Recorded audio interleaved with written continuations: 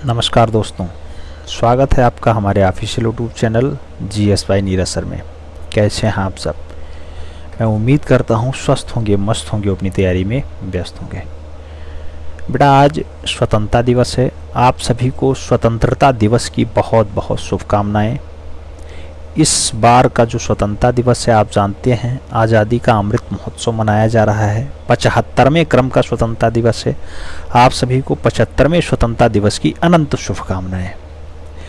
मैं ईश्वर से प्रार्थना करूंगा कि आप सभी सेलेक्ट हों, किसी न किसी पद पे जो है पहुँचें और वहाँ से आप जो है राष्ट्र निर्माण की ओर अग्रसर हों, ईमानदारी के साथ अपनी सेवाएं दें और राष्ट्र को आगे बढ़ाने में अपना अमूल्य योगदान दें। बेटा, एक बात मैं और कहना चाहूँगा, आप लोग किसी भी पद पे हों या पद पे ना हों, आप अपना कर्म ईमानदारी के साथ करिएगा। और ख़ास बात यह है कि आपके अंदर थोड़ा सा भी घमंड नहीं होना चाहिए। मैं देखता हूँ आदमी का अहम आदमी को ले डूबता है।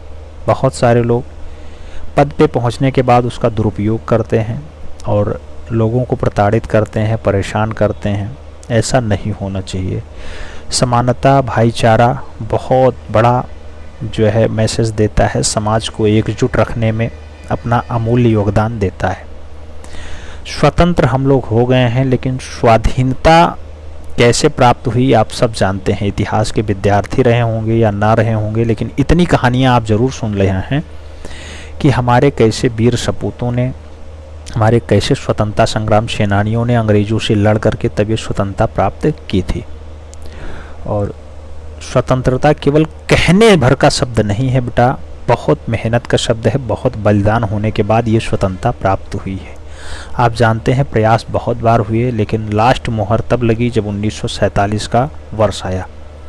1857 में भी क्रांति हुई थी, स्वतंत्रता आंदोलन उसे भी कहा गया था, लेकिन उसमें जो है पूर्ण रूपेण स्वतंत्रता नहीं प्राप्त हो पाई कुछ कारणवश। फिलहाल हमें उस पर नहीं फोकस करना है। हमें 75वीं स्वतंत्रता दिवस हम लोग मना रहे हैं। भारत 1947 से 2022 में बहुत बदल चुका है, चाहे वो शिक्षा का बेल्ट हो, चाहे स्वास्थ्य का बेल्ट हो, चाहे चिकित्सा का बेल्ट हो, चाहे वो जो है डिफेंस का क्षेत्र हो। हर जगह जो है परिवर्तन आया है। ऐसे ही परिवर्तन बढ़ता रहे, भारत नित्य नई ऊंचाइयों को छूता रहे, एक दिन फिर से भारत सोने की चिड़िया कहलाए। इसी मुहिम के साथ हम लोग काम कर रहे हैं। बेटा, ईमानदारी सबसे बड़ा धर्म होना चाहिए। आपको ईमानदार रहना चाहिए।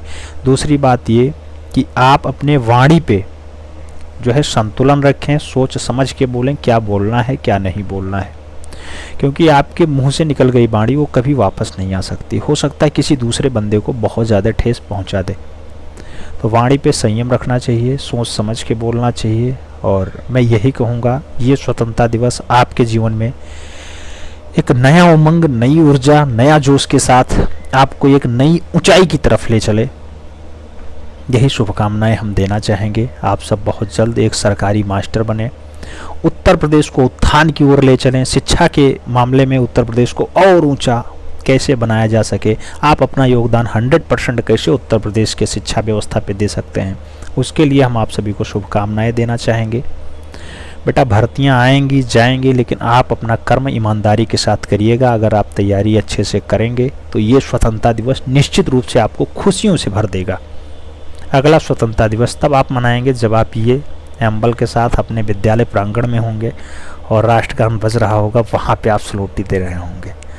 तब गर्व का विषय होता है। ठीक है, तो मैं यही संदेश देना चाहता हूँ। आप लोग ईमानदारी के साथ काम करिएगा बेटा। जो कहा जा रहा है उसे पालन करिए।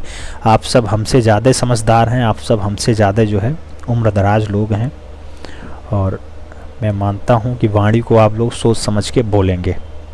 बहुत सारे लोग बहुत टाइप की भाषा बोलते हैं, उन्हें पता नहीं किस चीज़ का हनक होता है। काल कभी रुक नहीं सकता, किसी के बस में नहीं हो सकता। ये बात उन्हें सदैव ध्यान में रखनी चाहिए।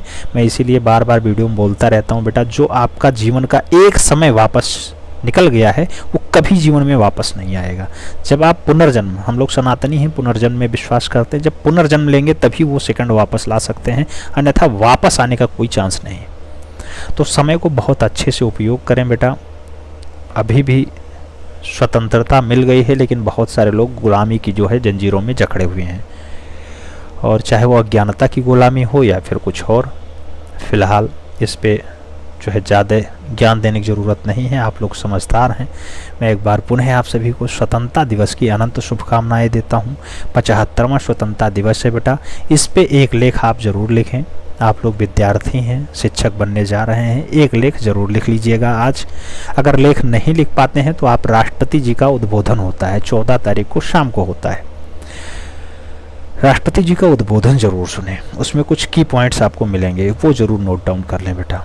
हर बार कुछ ना कुछ नया मिलता है। आप जानते हैं द्रौपदी मुर्मू जी नई राष्ट्रपति चुन ली गई हैं और उनका उद्बोधन जरूर सुने। देश के नाम उनका पहला उद्बोधन था, उसे सुनना चाहिए।